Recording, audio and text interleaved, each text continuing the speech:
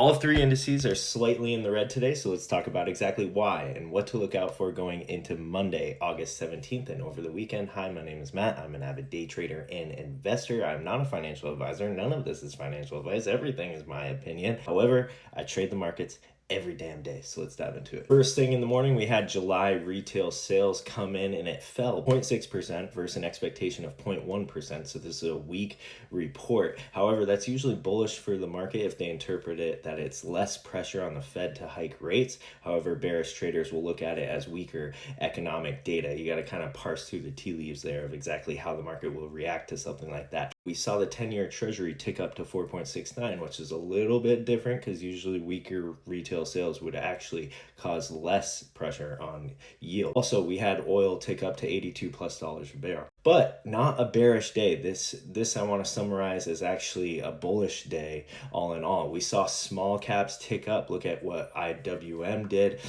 We saw the semiconductor trade draw down, and we first saw that with AMAT reporting earnings the night before. I think I used the term poison pill for the semiconductor trade the following day. Called that from a mile away because AMAT reported fantastic number, but they still fell because when expectations are here and despite beating, it's still not enough for the market. You saw what happened to Micron and SanDisk. We've been talking about them all week. We could tell that the memory trade was getting back in focus. They had Investor Day.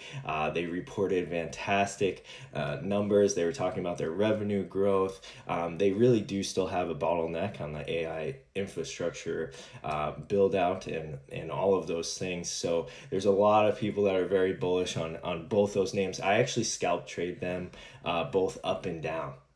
They have some fantastic inverse and bullish ETFs that you can use to scalp trade. I'm not holding either of them long. Of course, the energy sector and industrials did very well today. And then for a single pick winner, I gotta admit, and I haven't traded this in a very long time, I did see it take a bath after earnings, but Reddit, RDDT, absolutely skyrocketed with their news on inclusion in the S&P 500, and they were already rebounding big after a little bit of a bath on their earnings. So Reddit, congratulations to you, bulls. It brings us to what to watch going into Monday. Of course, keep an eye on crypto. This is a great barometer of risk on sentiment. BTC is flirting with that 63,000 level. FOMC meeting minutes on Wednesday, not a giant week for economic data, but of course that wild card is oil and the Strait of Hormuz. Anyways, guys, I hope this helps. Stay tuned for my stocks to watch video I'll do on Sunday night. Follow the channel, like, comment. I super appreciate it. Keep it green.